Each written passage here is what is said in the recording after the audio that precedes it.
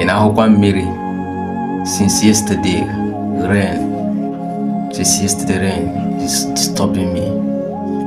I just used rain and finished my work yesterday and came back yesterday evening. Today again, rain also started again.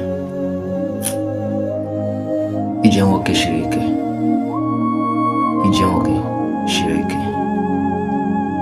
But I don't have anything to do, rather to stay indoor because yesterday the rain was so much and I used the rain at work to make sure I finish my work.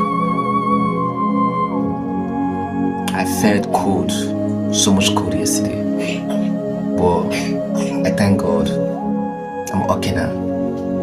And this morning, if you look at the weather, you understand our weather also, the rain is heavy again. Or if you don't have any money to eat this morning, what will you do?